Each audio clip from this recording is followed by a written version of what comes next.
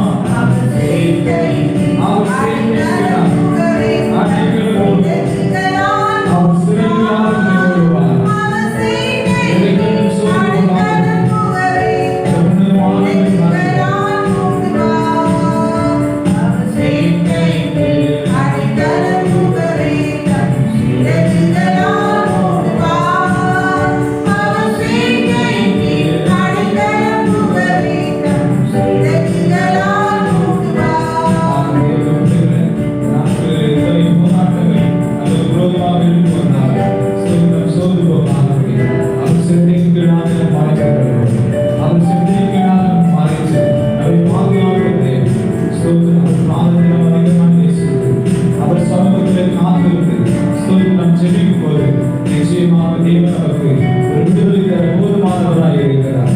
இயேசு அல்லேலூயா.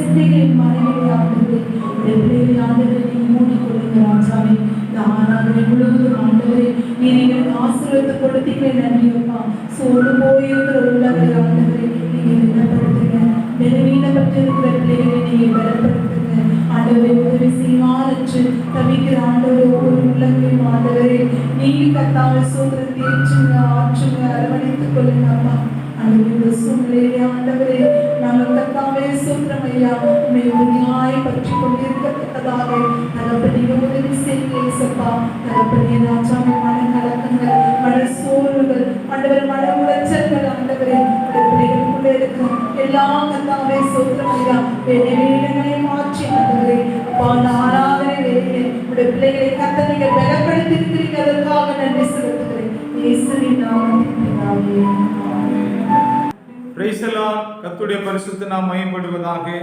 இன்றைக்கும் வேத தியானத்துக்கு நேராக வேதாகமத்தை திருப்பிக் கொள்வோம். சங்கீதம் 91வது சங்கீதத்துல 1 முதல் 4 வசனங்களை வாசிக்கலாம். உன்னதமானவரின் மறைவில் இருக்கிறவன் சர்வ வல்லவருடைய நிழலில் தங்குவான். நான் கர்த்தரை நோக்கி, நீர் என் அடைக்கலம், என் கோட்டை, என் தேவன், நான் நம்பியிருக்கிறவர் என்று சொல்லுவேன். அவர் உன்னை வேறொன்றைய கண்ணிக்கும் பாழாக்கும் கொள்ளை நோக்கி தப்பிப்பார். அவர் தமது சிறகுகளாலே உன்னை மூடுவார். அவர் செட்டைகளின் கீழே அடைக்கலம் கூறுவாய். அவருடைய சத்தியம் உனக்கு பரிசையும் கேடவும் ஆகும். இப்ப பாருங்க, இங்க பார்க்கும்போது 3வது வசனத்தையும் 4வது வசனத்தை பார்க்கும்போது 3வது வசனத்தில் சொல்லப்படுகிறது, அவர் உன்னை வேடனுடைய கண்ணிக்கும் பாழாக்கும் கொள்ளை நோய்க்கும் தப்புவிப்பார். தேவன் எப்படிப்பட்டவராய் இருக்கிறாரா? பாழாக்குற கொள்ளை நோய்க்கு தப்புவிக்கிற ஒரு நல்ல தேவனாய் இருக்கிறார். இந்த பாழாக்குற கொள்ளை நோக்கி தப்பிக்க வேண்டும் என்று சொன்னால் நாம் என்ன செய்ய வேண்டும்? அங்கு சொல்லப்படுகிறது, அவர் செட்டையின் கீழே அடைக்கலம் புகுவாய். அந்த அவருடைய செட்டைகளின் கீழே 4வது வசனத்தை வாசிக்கும் போது 4வது அவர் தமது சிறகுகளாலே, நல்லா கவனிக்க வேண்டும், அவர் எதற்காக தம்முடைய சிறகுகளாலே மூடுகிறாரா? கொள்ளை நோய்க்கு பாதிக்காதபடி, கொள்ளை நோய்க்கு தப்பிக்கும்படியாக அவர் தமது சிறகுகளாலே மூடி அவர் செட்டைகளின் கீழே அடைக்கலம் புகுவாய். பாருங்க, நல்லா கவனிக்க வேண்டும், அவர் சிறகுகளாலே மூடி அவர் செட்டைகளின் கீழே அடைக்கலம். அப்ப தேவன் எப்படிப்பட்டவராய் இருக்கிறாரா? இந்த கொள்ளை நோய்களுக்கு நம்மை தப்பிக்கும்படியாக அவர் சிறகுகளாலே நம்மை மூடுகிறவராய், அவர் செட்டைகளின் கீழாக பாதுகாப்பு பெற்றுக்கொள்ளுகிற ஒரு தேவனுடைய பிள்ளைகளாக நம்மை பார்க்கிறார். அப்போ அங்க பார்க்கும்போது உன்னதமானவரின் மறைவில், சர்வ வல்லவருடைய நிழலில் நாம் தங்கும் போதுதான், அப்போ அந்த சர்வ வல்லவருடைய நிழலிலே நாம் தங்கி இருக்கும் போது, அந்த சர்வ வல்லவருடைய நிழலிலே நாம் தஞ்சம் புகும்போது அவர் நம்முடைய சிறகுகளால் மாத்திரமல்ல, அவர் செட்டைக்குள்ளாக நம்மை மறைத்து பாதுகாக்கிற ஒரு நல்ல தேவனாய் இருக்கிறார். சங்கீதம் 17வது சங்கீதத்துல 9வது வசனத்தை பார்க்கும்போது இவனமாய் சொல்லுகிறது, என்னை ஒடுக்குகிற துன்மார்க்கருக்கும் என்னை சூழ்ந்து கொள்ளுகிற என் பிராண பகஞ்சருக்கும் மறைவாக உம்முடைய செட்டைகளின் நிழலிலே என்னை காப்பாற்றும். அப்ப தேவன் எப்படிப்பட்டவரா இருக்கிறாரா? அவர் செட்டைகளின் நிழலிலே மறைத்து காப்பாற்றுகிற தேவனாய் இருக்கிறார். எதற்கு நம்மை காப்பாற்றுகிறாரா? தீமைக்கு விலக்கி நம்மை காப்பாற்றுகிற தேவனாய் இருக்கிறார்.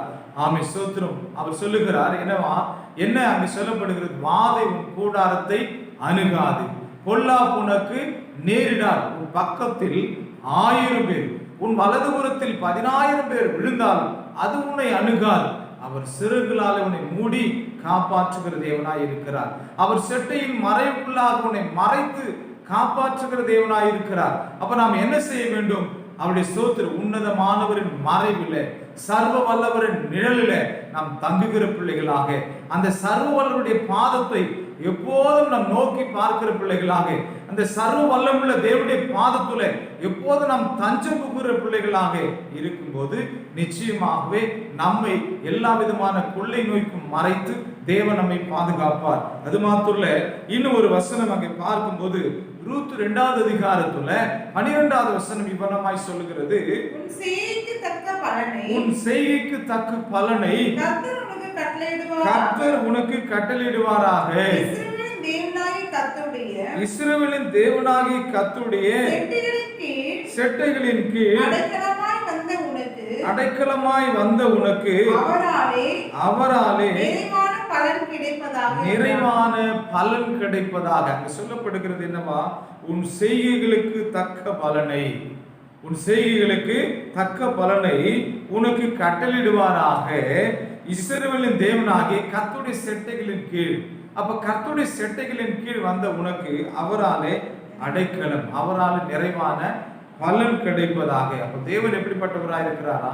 முதல்ல காப்பாற்றுகிறார், அவருடைய செட்டையின் மறைவுகளை மறைத்து நம்மை தீமைக்கு விலக்கி காப்பாற்றுகிறார். 2வது நிறைவான பலனை தருகிறார். ஒரு அடைக்கலத்தை தேவன் நமக்கு தருகிறார். அவர் செட்டைக்குள்ளாக ஒரு அடைக்கலம். எல்லாவற்றையும் இழந்திருக்கிற பிள்ளைகளுக்கு அவர் செட்டின் கீழாக தான் ஒரு அடைக்கலம். எல்லாவற்றையும் இழந்து நிற்கதியாய் நிற்கிற பிள்ளைகள், குடும்பங்களில உயிர் சேதங்கள் ஏற்பட்டதுனால ஸ்தோத்திரம், தாயை இழந்து தவிக்கிற பிள்ளைகள், கணவனை இழந்து தவிக்கிற மனைவி, மனைவி இழந்து தவிக்கிற கணவன், இப்படியாய் குடும்பங்களில அநேக உயிர் சேதங்கள் ஏற்பட்டதுனால அநேகர் ஸ்தோத்திரம் இந்த கொள்ளை நோய்க்கு அகப்பட்டு மரித்து போறதுனால அநேக குடும்பங்களில ஸ்தோத்திரம் இழப்புகள், அடைக்கலம் இல்லாதபடி யார் நமக்கு அடைக்கலம் தருவார்கள் என்று சொல்லி ஏங்கி கொண்டிருக்கிற தாய் தகப்பனை இழந்ததுனால பிள்ளைகள் நமக்கு யார் அடைக்கலம் தருவார்கள் என்று சொல்லி ஏக்கத்தோடு இருக்கிற பிள்ளைகளுக்கு தேவன் சொல்லுகிறார் என்னவா?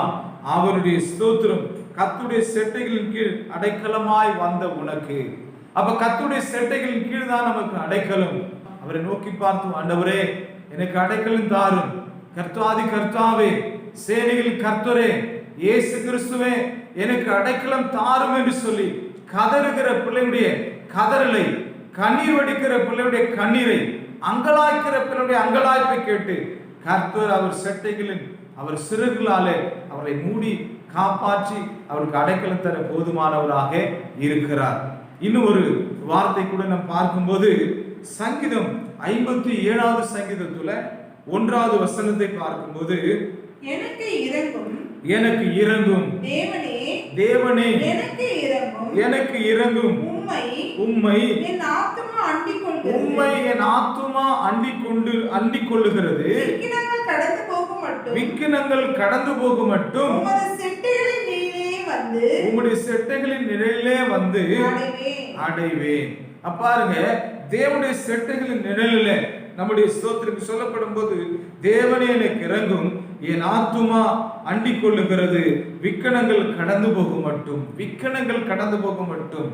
வியாகுலம் கடந்து போகும் மட்டும், சோர்வுகள் கடந்து போகும் மட்டும், பயங்கள் கடந்து போகும் மட்டும், கண்ணீர் கடந்து போகும் மட்டும், ஸ்தோத்திரம், நாளைக்கு என்ன நடக்குமோ என்று சொல்லி பயந்து கொண்டு இருக்கிற இந்த பயங்கள் கடந்து போகும் மட்டும், ஆண்டவரே உங்களுடைய செட்டை நிழலில் வந்து, உங்களுடைய செட்டை நிழலில் வந்து நான் அடைவேன். இது மாத்திர சங்கீதம் 61வது சங்கீதத்துல 3வது வசனத்தையும் 4வது வசனத்தையும் பார்க்கும்போது, நீர் எனக்கு அடைக்கலமும் சத்துருவுக்கு எதிரே பலத்த துருகமாய் இருந்தீர். நான் உம்முடைய கூடாரத்தில் சதா காலமும் தங்குவேன். உமது செட்டைகளின் மறைவிலே வந்து அடைவேன். அப்ப நல்லா கவனிக்க வேண்டும். என்னவென்று சொன்னால், அப்ப கர்த்தருடைய செட்டை என்ன செய்கிறதா? பாதுகாக்கிற ஒரு செட்டை. அதுதான் சொல்லப்படுது, நீர் எனக்கு அடைக்கலமும் சத்துருக்கு எதிராக பலத்த துருகமாய் இருந்தீர். அப்ப சத்துருக்கு எதிராக என்னை பாதுகாத்தீர். எனக்கு விரோதமாக வெள்ளம் போல சத்துரு எழுப்பி வந்தாலும் கர்த்தரோ என்னை பாதுகாக்கிறவராக, ஆவியானவர் குறியேற்றுகிறவராக என்னை. அதுதான் நீங்க பார்க்கும்போது 4வது வசனத்திலே கூட, நான் உங்களுடைய கூடாரத்தில் சதா காலம் தங்குவேன், உமது செட்டைகளின் மறைவிலே வந்து அடைவேன். அப்ப செட்டைகளின் மறைவிலே வந்து அடையத்தக்கதான ஒரு காரியத்தை நம்ம பார்க்கிறோம். முதல்ல பார்க்கிறோம் தீமைக்கு மறைத்து காக்கிற செட்டை, 2வது என்னவா அடைக்கல செட்டை, 3வது நம்மை பாதுகாக்கிற செட்டை.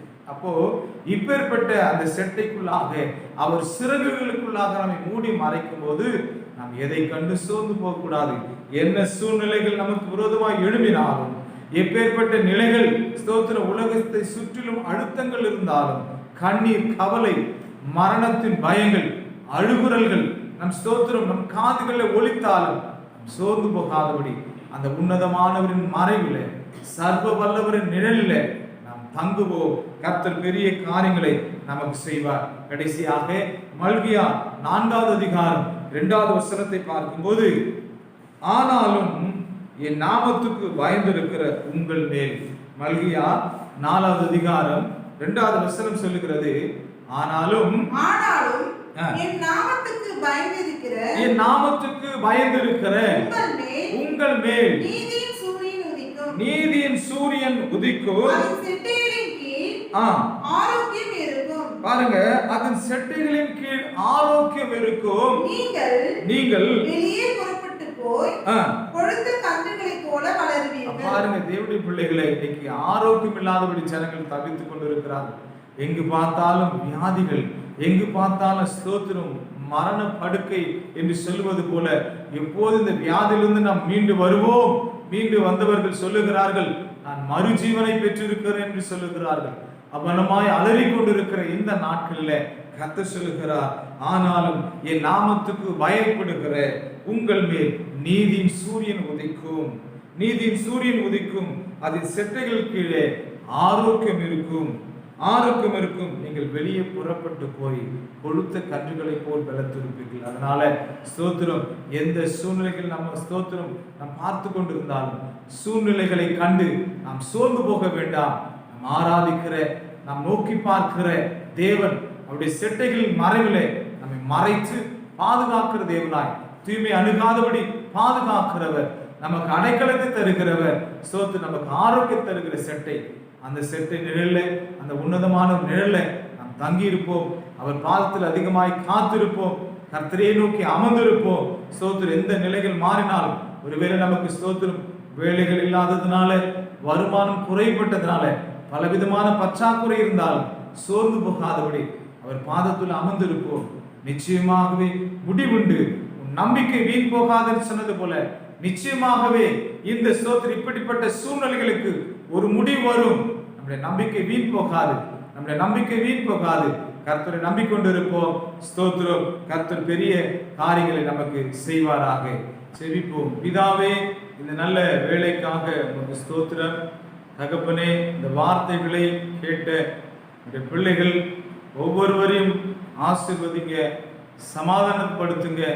கண்ணீரோடு கூட இருக்கிற, வேதனையோடு கூட இருக்கிற, சஞ்சலத்தோடு இருக்கிற, மரண பயத்தோடு இருக்கிற இந்த பிள்ளைகள் ஒவ்வொருவரையும் விடுவித்து, ஆண்டவரே, உடைய செட்டையின் மறைக்குள்ளாக, இந்த சிறகுக்குள்ளாக நீங்க மூடி மறைத்து, ஆண்டவரே, ஆறுதல் தேவன், அப்பா வழிநடத்தும்படியாய் ஒப்பு கொடுக்கிற ஐயா. கிருபின் கரம், சமாதானத்தின் கரம் அப்பா ஸ்தோத்திரம் அப்பா எங்கள் அனைவரோடு கூட தங்கி இருப்பதாக இயேசுவின் நாமத்தில் செபிக்கிறோம். ஜெபம் கேளும் ஜீவனுள்ள பரலோக பிதாவே, ஆமென்.